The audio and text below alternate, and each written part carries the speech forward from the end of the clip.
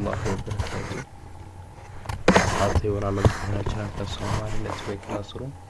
waxaan noo socday tutorialkeeni waxaan ka wada course-keeni digital security aan kaga warramay khataraha computerka yara ama shirkadaha yara.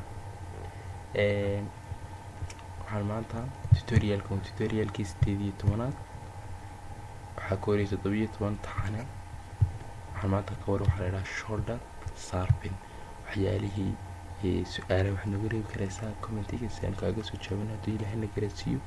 waxyaalaha kalena dheeriya waxaad nagu soo din karaysaa somnotglass@gmail.com.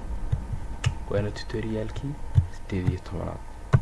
shoulder sharpen maxaad korintaana waxaa slide-ka ku qoran anonymous waxa weeyaan shoulder sharpen waa nooc ka mid ah social engineering-ka ama waa nooc ka mid ah weerarada kaasoo qofka kaa xadayo xogtaada si qarsoodi ah isagoo daawanaya waxyaalaha credit card-kaaga ama debit card-kaaga ama premier bank-kaaga ama mobile-kaagu daawanaya ama laptop-kaaga. waa nooc tusaale premier bank card kamid ah kaararka ama waxaad sidataa kaarka la master card-ka dabeedna waxaad qabatay meeshan ATM-ka markaad qabatay sida inantaa haleesho kale marka ay password-ka gelinaysay ayaa waxaa soo dul istaagay ninka deetana wuxuu eegayaa ereysireedkeeda ama waxa weeyaan ninkan ayaa wuxuu isticmaalaya laptop-kiisa deetana waxaa shoulder sharpen waxaa soo fadhiistay ninkaas wuxuu eegayaa computerka uu ruuxan shaqaale ama ninkan suudhka xidhan uu gelinayo. marka waxaa meesha ku yeelno maxay marka waxyaalaha khatar ay ku yeelanaysa haddaad ninka gelinaysa xog muhiim oo kale oo dowlad leedahay oo kale computerkaaga gelinaysa uu ninkaas soo fadhiiso si sirteedu gudbi maayo. haddaad siyaasadda shirkad leedahay aad diyaarinaysa siyaasadda shirkad leedahay ninkaas ku soo fadhiiso soo xogtii heli maayo. haddii adigoo kaarkaaga ama password-kaaga sida caadiga ah shakhsiyan waxaa shirka kuliyaha joogno yaryarka badala maadaama aan mobile lahayn waxa ay eegaan password-keena ay eegaan si midhow markaad ka baxday ay u furtaan.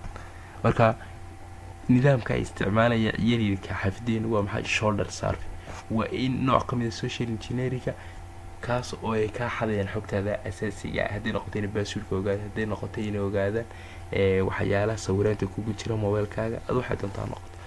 waxaa meesha ku yaala doon imano shoulder sharpen-ku waa nooc ka mid ah social engineering-ka halkaasoo ruuxii uu xadayo xogtaada asaasiga ee aad leedahay siduu ku xadayo waa waxbay secretly si qarsoodi ah oo adoo arkaya ima yeelaysid adoo arkay inuu ka xado. haddaba wuxuu sameynayaa nidaamku haysan watching wuxuu daawanaya adiga use your credit markaad isticmaalaysa credit-kaaga ama debit card-kaaga ama master card-kaaga markaad isticmaalaysa sidayna taas sawirka ka muuqata. ama wuxuu daawanayaa mobile device-ka qalabka computerka mobile-kaaga markaad pinka ka furaysid ama pinkaaga saadka noqdo ama pinkaaga laga furaya ha noqdo mobile-kaaga ama wuxuu daawanayaa laptop-kaaga oo wuxuu eegayaa password-ka laptop-ka kaga furaysay ama wuxuu eegayaa account-yadaad ku leedahay website-dada qaarkood. sidee ayaad iskaga ilaalin karaysaa 4 hab ayaynu kusoo koobi karaynaa hababkaad iska ilaalin karaysid in laga xado ama shoulder sharpen technology-da noocan ama weerarka noocan uu ku helo. qodobka koobaad ka leexi screen-kaaga ama screen-ka mobile-kaagu ama computer-kaagu qofka waxiga ka leex oo markuu soo fadhiiso kale weena dhig kala jeesata si aan u eegin waxaad yaalaha computer-kaaga gelinaysa. qodobka labaad hadduu ka leexan waayo qofkaasi samee create a physical barrier waxaad samaysaa xaajis ama gidaarni kala xidhaya isaga kala xidhaya computer-kaaga screen-kaaga iyo ruuxan indhihiisa.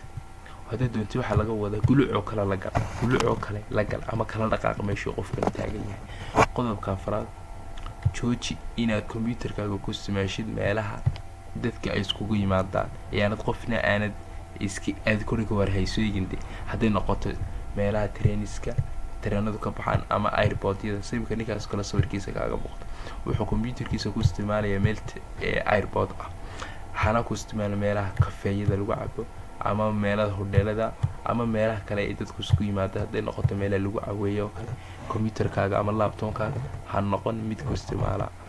qodobka ugu afraad waa maxay? badanaa isku day in inaad dhabarka ku haysid gidaar, oo macnaheedu tahay in aanad ummadda aanad ay u ogolaa inay screenkaaga computerkaaga inaanay daawan oo gidaarkaad ku haysid. marka gidaarka ku haysid waxaa ka dhigantay cidda kaa dambaysa waa gidaar cid kala arkaysa ma jirto. intaas ayaynu kusoo koobaynaa videoga xiga intaan ku kulmi doona. assalaamu calaykum waraxmatullaahi wabarakaatu.